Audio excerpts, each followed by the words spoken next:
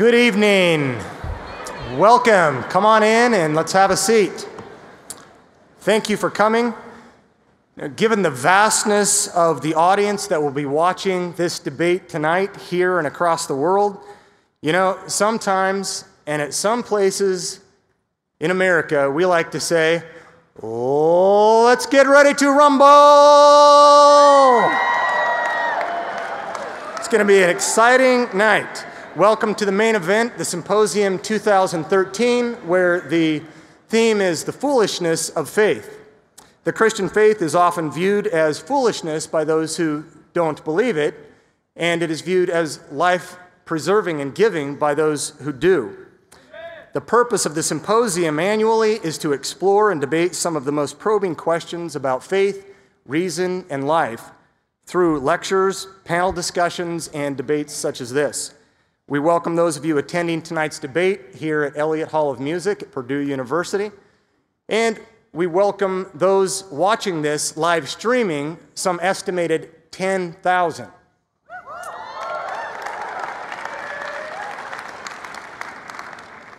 Those 10,000 people represent people from every state in America, and as of 10 a.m. this morning, from over 60 countries across the world.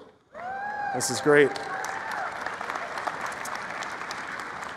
We're happy to include translators tonight so that the deaf community can participate in this for years to come when we put this on YouTube by the end of the month.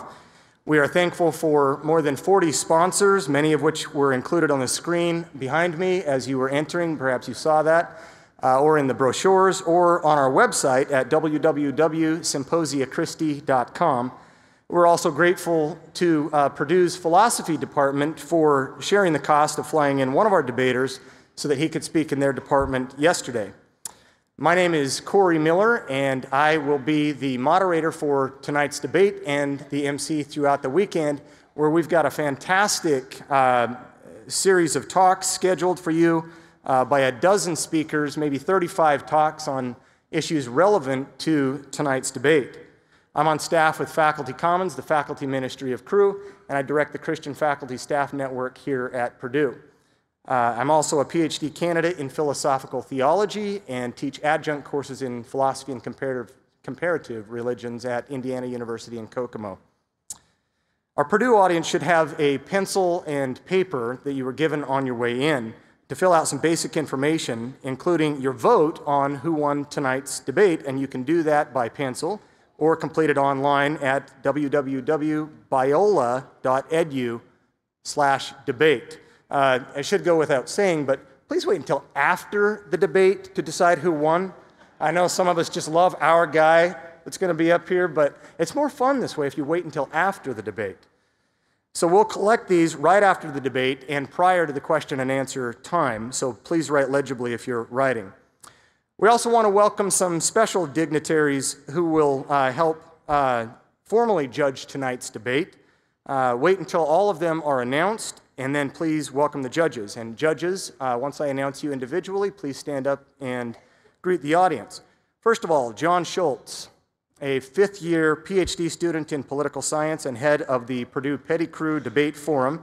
He will head up the judge team and has helped organize and form this judge team tonight. Sheila Klinker, on her way. Sheila, she never misses a beat. She'll be here. Sheila graduated from Purdue and is a member of the Indiana State Senate, House of Representatives, a Democrat, representing, that's the enemy, right? Representing the 27th District since 1982. Ron Alting graduated from Purdue and is a member of the Indiana State Senate, a Republican representing the 22nd District serving Tippecanoe County. Aaron Trembath, an alum of Purdue's Entrepreneurship and Innovation Program. He is the president and CEO of Nano Biointerfacing Systems, a nanotechnology-based diagnostics company in Purdue's Research Park. And before coaching Purdue's speech and debate team, he was pretty successful in debate himself. Professor Fengong Yang from Purdue University, a professor of sociology and director of the Center on Religion and Chinese Society. The professor previously taught philosophy at a university in Beijing, China. Professor Martin Medhurst is a distinguished professor of rhetoric and communication and professor of political science at Baylor University, in Waco, Texas. Clark Roundtree, another professor, also flown in here just recently, like Dr. Medhurst. He is professor and chair of the Communications Arts faculty, flown in tonight from the University of Alabama in Huntsville. Let's welcome our distinguished guests.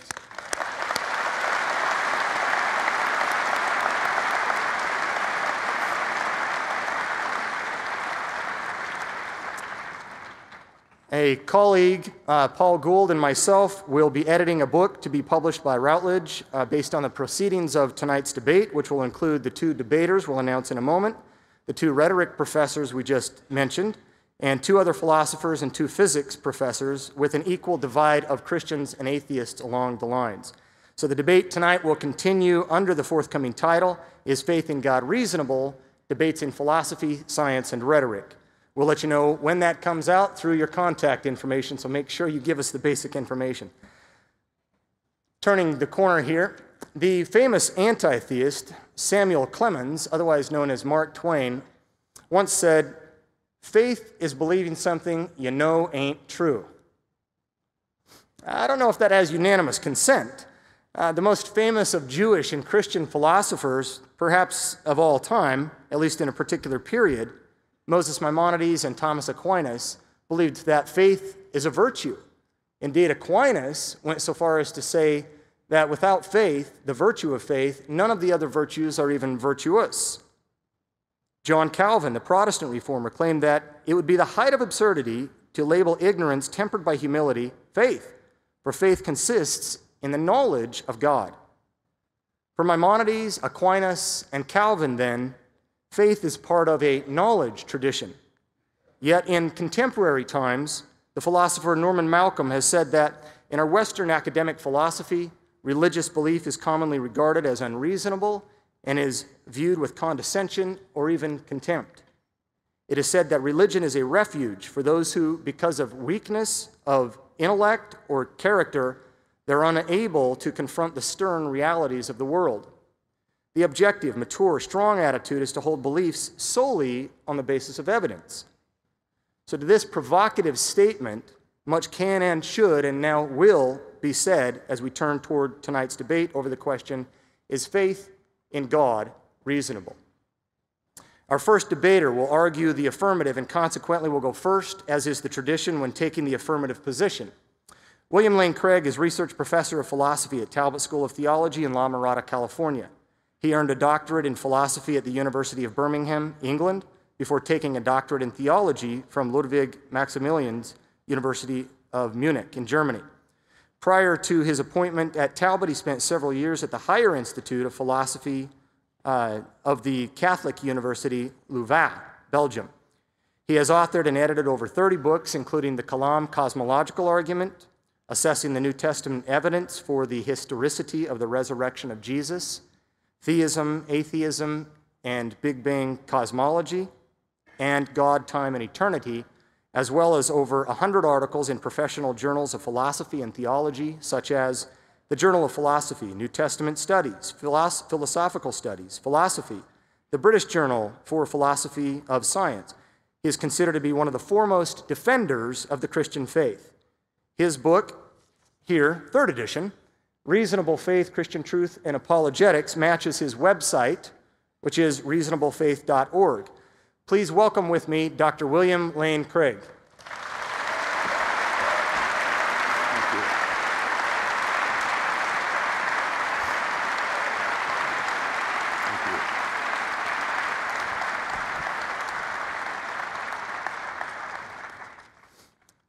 Our next debater will argue the negative and consequently will go second.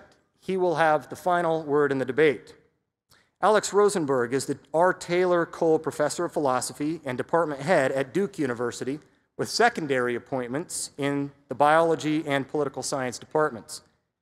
He completed his dissertation at the Johns Hopkins University on a philosophical analysis of microeconomic laws. In addition to nearly 40 articles or chapters, he is author of more than a dozen books, some of which have been translated into multiple languages. Dr. Rosenberg has been a visiting professor and fellow of the Center for the Philosophy of Science, University of Minnesota, as well as the University of California, Santa Cruz, and Oxford University, and a visiting fellow of the Philosophy Department at the Research School of Social Science of the Australian National University. That's a long sentence. He has held fellowships from the National Science Foundation, the American Council of Learned Societies, and the John Simon Guggenheim Foundation. In 1993, Dr. Rosenberg received the Lakatos Award in the Philosophy of Science. In 2006 and in 2007, he held a fellowship at the National Humanities Center.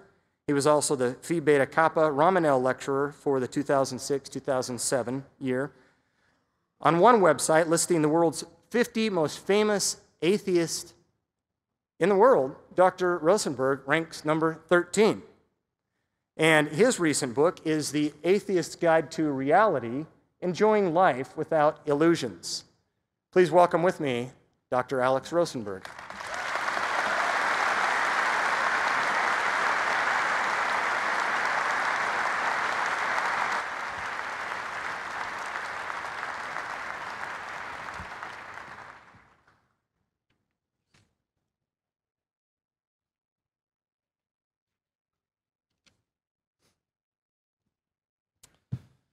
The debate rules for tonight. The structure of the debate will be as follows.